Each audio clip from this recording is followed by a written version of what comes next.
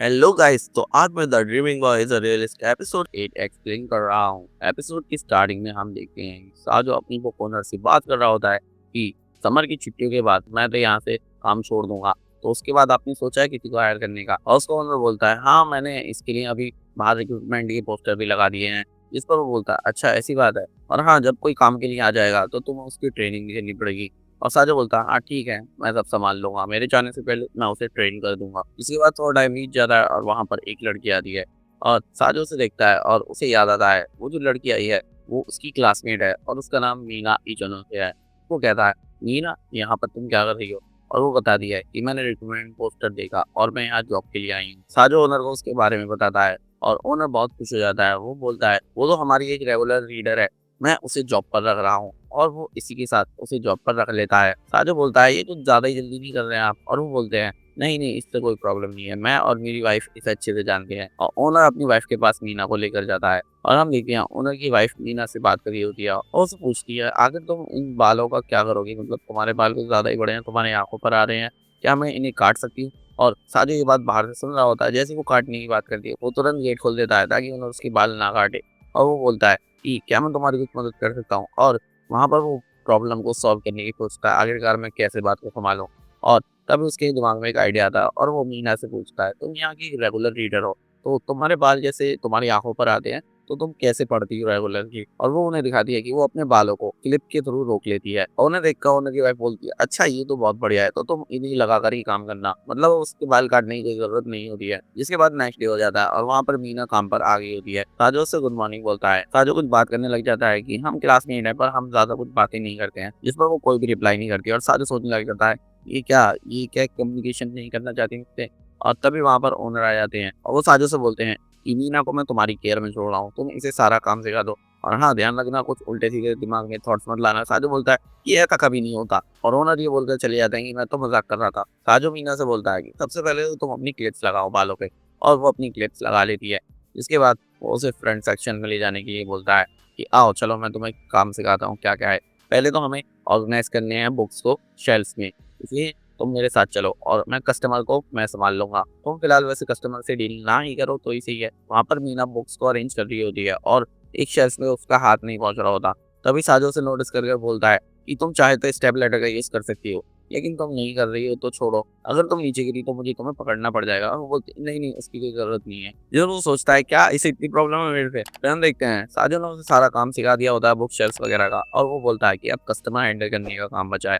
तो अभी के लिए तुम एक काम करो, बस वहाँ पर जाकर खड़ी हो जाओ और रजिस्टर को देखती रहो। और वो उसे ट्रेनिंग का आई कार्ड पहना देता है और फिर वो सोचता है ये मैंने क्या करा, मुझे सिर्फ इसे दे देना चाहिए था। और फिर वो बात को समझ नहीं कुछ इधर-उधर की बातें बोलने लग जाता है। इस सारी कन्वर्सेशन से साजिद समझ जाता है कि इसे कम्युनिकेशन करने में काफ़ी ज़्यादा प्रॉब्लम है, पता नहीं ये कैसे यहाँ पर काम कर पाएगी।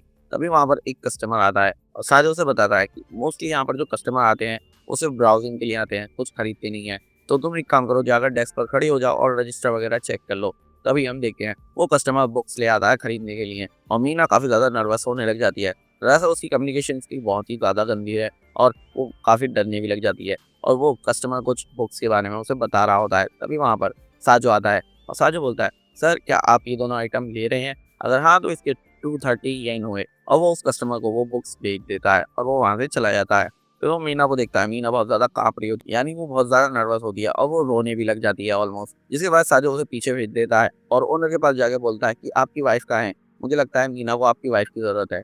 जिसके बाद ओनर कहते हैं ठीक है, मैं अपनी वाइफ़ को उसके पास भेजता हूँ। जिसके बाद हम देखते हैं साजो कस्टमर्स को हैंडल करता हुआ सोच रहा होता है, क्या वो ये काम कर भी सकती है? मीना इस काम के लिए सही रहेगी? जब मैं उसे छोड़ जाऊँगा, क्या वो अपने आप ये काम कर पाएगी? जिसके बाद वो ओनर के पास जाकर बोलता है कि क्या वो इस टाइप के पर्सन से डील कर सकती है? मुझे नहीं लगता वो इस काम के लिए ठीक है। ओनर बोलता है, "ये तुम क्या कह रहे हो?" उसके फर्स्ट अपीयरेंस देखकर। इसके बाद साजिद ओनर को थोड़ा समझाता है कि मैं समझता हूँ कि आप लोगों की फ़िक्र है, लेकिन ये काम में और कस्टमर्स मिलते ही हैं और इसमें हमें खुद को सँभालना ही पड़ेगा। तो मुझे सीरियसली नहीं लगता कि मीना इस काम को कर पाएगी। जिस पर ओनर समझ जाता है उसकी बात को और साजो बोलता है, "ठीक है, मैं उससे जाकर बात करता हूँ।" साजो स्टोर के पीछे आ जाता है, जहाँ पर स्टोर ओनर की वाइफ़ मीना से बात कर रही होती है। साजो अंदर जाकर ओनर की वाइफ़ से बोलता है कि थैंक यू, आपने इसे चुप कर दिया और इसे ठीक से समझा दिया, अब बाकी सब मुझ पर छोड़ दीजिए। आप जाकर अकाउंट की बुक देख लीजिए। और वो वहाँ से चली जाती है।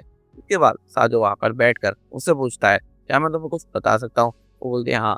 वो जो तुम्हारा कस्टमर मिला था वो पहले थोड़ा वियर्ड सा था, मैं जानता हूँ, लेकिन मैं तुम्हें बताना चाहता हूँ कि फ्यूचर में तुम्हें इससे भी ज़्यादा वियर्ड कस्टमर मिल सकते हैं। लेकिन हमें हमारा इस काम का नेचर ही ऐसा है कि हमें कस्टमर की समझना होता है और हमें उनसे डील करना है, चाहे वो किसी भी तरह के बिहेवियर के साथ क्यों ना आए। तुम थोड़ा डर जाती हो, क्या तुम्हें सच में लगता है कि तुम इस काम को मतलब कर पाओगी? वो उससे पूछ रहा होता है कि सच में क्या तुम इस चीज़ को हैंडल कर पाओगी, ऐसे कस्टमर्स को हैंडल कर पाओगी? तो वो समझ जाती है कि शायद ये निकालने के लिए बोल रहा है और वो बोलती है, मैं चाहे हैंडल कर पाऊँ या नहीं, पर मैं इस काम को नहीं छोड़ना चाहती, मैं क्विट नहीं कर सकती। और वो बोलता है कि नहीं, नहीं, मैं ऐसा नहीं कह रहा। वो नीचे झुककर उससे बोलने लग जाती है, प्लीज़ मुझे फायर मत करो, मैं चाहकर भी इस काम को नहीं छोड़ सकती, प्लीज़, प्लीज़ मान जाओ। जिसके बाद ताजो बोलता है, नहीं, नहीं, तुम्हें रोने की ज़रूरत नहीं है, ऐसा कुछ भी नहीं कर रहा, मैं कुछ नहीं कर रहा, मैं समझ गया तुम्हारी बात को, ना मैं तुम्हें फायर कर रहा, ना तुम्हें कहीं जाने की ज़रूरत है। जिसके बाद वो थोड़ी शांत होती है, तभी वहाँ पर ओनर आ जाते हैं और बोलते हैं, मैंने अभी रोने की आवाज़ सुनी, क्या हुआ? ताजो बोलता है, मैंने मीना से बात कर ली है और वो वर्क करना चाहती है, तो मैं कल से इसका ध्यान रखूँगा कि कैसे भी ये अच्छे से काम करे। और ओनर बोलते हैं, अच्छा ठीक है, चलो कोई नहीं, वैसे आज का टाइम तुम्हारा खत्म हो गया है, तुम घर जा सकते हो। ताजो बोलता है, सच में इतनी जल्दी? फिर वो बोलते हैं, हाँ, अगर तुम्हारा कल आने का इरादा ना हो तो रुक सकते हो। जिस पर साजो बोलता है, ठीक है, मैं अभी चला जाता हूँ। और उसके बाद हम स्कूल में देखते हैं मॉरल्स एंड डिसिप्लिन कमेटी को, और वहाँ पर वो इचिनोसे नाम का लड़का होता है। एक्चुअल में ये लड़का मीना का भाई है और वो बोलता है कि मेरी बहन आजकल मुझसे ठीक से बात नहीं कर रही है। फिर हम साजो को देखते हैं, वो फ़ोन में चैटिंग देख रहा है और वो एक ग्रुप में ऐड है जिसमें आइगा और इशिडा हैं और वो आपस में बात कर रहे हैं। जिसकी थोड़ी देर बाद आइगा और इशिडा वीडियो कॉल पर आ जाते हैं और उसे भी इनवाइट करते हैं। हम देखते हैं आइगा और इशिडा आपस में बात कर रहे हैं। आइगा अपनी स्किन पर कुछ क्रीम वगैरह लगा रही होती है। इशिडा उससे बात कर रही होती है कि मुझे तो बहुत सारी क्लब एक्टिविटीज़ करनी है, और आइगा बोल रही होती है, मुझे तो समर का होमवर्क पूरा करना है। तभी उनकी चैट में साजो आ जाता है और साजो भी वीडियो कॉल पर आ जाता है और हम देखते हैं कि आइगा वीडियो कॉल में दिख नहीं रही होती है, यानी कि उसने वीडियो बंद कर रखी होती है, वो सिर्फ वॉइस वॉइस उसकी सुनाई दे रही होती है। इशिडा साजो से पूछती है, आजकल तुम बड़े गायब हो, कहाँ गायब हो तुम? साजो पूछता है, आइगा वीडियो पर नहीं है?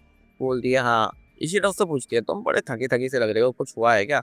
और वो बताता है, हाँ, एक प्रॉब्लम है। दरअसल एक लड़की मेरे सामने घुटनों पर बैठकर रोई है। पर वो दोनों बोलती है, क्या? ऐसा कैसे हो सकता है? क्या बोल रहे हो तुम? पागल-वागल तो नहीं? ये तो तुमने बहुत गलत करा, तुम्हें तो बहुत ज़्यादा गिल्टी होना चाहिए। इस पर आयगा बोलती है, आखिरकार हुआ क्या है? हमें पूरी बात बताओ। जिसके बाद वो सारी बात बताता है मीना से रिलेटेड, और वो दोनों फिर समझ जाती हैं। आयगा बोलती है, इसमें सिर्फ तुम्हारी गलती नहीं है, तुम्हें इतना परेशान नहीं होना चाहिए। इसमें उस लड़की की गलती है, उसकी कम्युनिकेशन स्किल बेहतर नहीं है, तो इसमें तुम क्या कर सकते हो? उसे अपने कम्युनिकेशन स्किल के हिसाब से जॉब करनी चाहिए। जिसके बाद इशिडा उन दोनों को वीडियो कॉल पर छोड़कर जाने के लिए बहाना मारती है कि मेरी मॉम मुझे बुला रही है, और वो कॉल कट करके चली जाती है। उसके जाने के बाद साजो बोलता है, क्या तुम मुझे अभी प्रेज़ कर रही थी? मतलब मैंने अच्छे से सिचुएशन को सँभाला इसलिए? आइगा बोलती है, मैं बस सच बोल रही थी, जो भी बात है। साजो पूछता है, आइगा वैसे आजकल तुम कर क्या रही हो? वो बोलती है कि मैं ज़्यादा कुछ नहीं कर रही, वैसे भी समर ब्रेक है, मैं इसमें करूँगी क्या? माशिरा के साथ थोड़ा घूम फिर लेती हूँ और अपना होमवर्क पे ध्यान दे रही हूँ। और साजिद उससे पूछ लेता है, आखिरकार तुमने अपनी वीडियो बंद क्यों कर रखी है? और वो बता दिया है, दरअसल मैं अभी नहा कर आई थी, इसलिए मैंने वीडियो बंद कर रखी है। और वो थोड़ा शॉक सा हो जाता है कि काश इसने वीडियो टर्न ऑन कर रखी होती। और आयका बोलती है कि तुम्हें लड़कियों की बात पूरी तरह से अच्छे से सुननी चाहिए। आई होप तुम बुक स्टोर पर सिचुएशन हैंडल कर लोगे। और वो बोलता है, हाँ ठीक है, थैंक यू। और वो तुरंत कॉल कट कर देता है। आयका कुछ बोलने वाली होती है पर कॉल कट गई होती है। जिसके बाद हम नेक्स्ट डे देखते हैं, बुक स्टोर में आता है साजो, और नीना ऑलरेडी आ गई होती है और वो तैयार हो रही होती है। इस पर साजो बोलता है, गुड मॉर्निंग। और साजो कल के लिए उससे माफ़ी मांग रहा होता है कि कल के लिए सॉरी, मैंने जो भी कहा उसके लिए।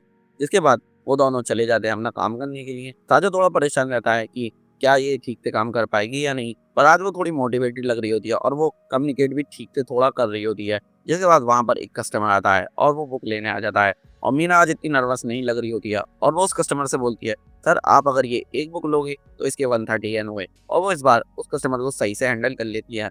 तभी वहाँ पर साजो आकर उस कस्टमर से पूछता है कि इस साइज़ की बुक के लिए आपको कवर लगवाना बेहतर होगा, क्या हम कवर चढ़ा सकते हैं? और वो कवर चढ़ा देता है और वो वहाँ से चले जाता है। जिसके बाद साजो बोलता है, मीना ये तुम्हें हुआ क्या? ऐसा लग रहा है जैसे तुम बिल्कुल अलग इंसान बन गई हो एक ही दिन में। और मीना बोलती है, दरअसल मैंने कल वीडियोस वगैरह देखी थी कि कस्टमर को कैसे हैंडल करते हैं ये वो, और वो उसकी तारीफ करता है तो बहुत ही ज़्यादा खुश होती है मीना, और वहाँ से चली जाती है। साजिद सोचता है, एक दिन में इसमें काफ़ी बदलाव आ गए, पता नहीं कि क्या सिचुएशन होगी, इतनी क्यों मना करा कल क्विट करने के लिए, ज़रूर कोई ना कोई बात होगी। तभी ओनर बोलते हैं, ये ब्रेक का टाइम है, तुम ब्रेक ले सकते हो। और वो ब्रेक ले लेते हैं, और वहाँ पर साजिद सोचता है, अब ये स्मॉल टॉक का सही वक्त है, मैं इससे पूछ सकता हूँ कुछ। और वो उससे पूछता है, तुमने आज बहुत अच्छा काम करा। वो बोलती है, हाँ, मैं क्विट नहीं कर सकती, इसलिए मुझे अच्छा काम करना ही था। साजिद बोलता है, वैसे तुम ये जॉब करना ही क्यों चाहती थी? इस पर वो बोलती है, मैं इंडिपेंडेंट होना चाहती हूँ। वो पूछता है क्या इंडिपेंडेंट, ये तो बहुत अच्छी बात है, पर तुम अभी फर्स्ट ईयर में हो, ये कुछ ज्यादा ही जल्दी नहीं है। और मीना बोलती है मैं अपने भाई से अलग होना चाहती हूँ। साजो पूछता है क्या तुम्हारा कोई बड़ा भाई भी है, और वो बताती है हाँ, वो मॉरल्स एंड डिसिप्लिन कमेटी में है। तभी साजो को याद आता अच्छा वो टेडी बियर टाइप लड़का। जिसके बाद साजो मन मन में सोचता है मुझे इसकी फैमिली के लफड़े में नहीं पड़ना चाहिए, मुझे इससे नहीं पूछना चाहिए, मुझे कुछ और टॉपिक चेंज करना पड़ेगा। लेकिन इतने में ही वो बताने लग जाती है कि पहले मैं अपने भाई से बहुत क्लोज थी और मैं अपने भाई से सबसे ज़्यादा प्यार करती हूँ। मैं पहले उसकी लैब में बैठकर उसके पेट को तकिया बनाकर आराम से बुक पढ़ती थी, उसे भी कोई प्रॉब्लम नहीं होती थी। लेकिन एक दिन वो एक लड़की को घर पर लेकर आया और धीरे धीरे उसने मेरे साथ टाइम स्पेंड करना लेस पे लेस कर दिया। लेकिन एक दिन मैं स्कूल से घर आई, तभी मैंने वहाँ पर उस लड़की के भी जूते देखे और मैं तुरंत भागी भागी अपने भाई के कमरे में गई और वहाँ पर मैंने कुछ ऐसा देखा जिस पर मैं अपनी आंखों से बिलीव नहीं कर पाई। वो लड़की मेरे भाई को किस कर रही थी। और इसी के साथ हमारा ये एपिसोड खत्म हो जाता है। दोस्तों वीडियो पसंद आई हो तो वीडियो को लाइक कर दो, चैनल को सब्सक्राइब करके वीडियो को शेयर जरूर कर दो।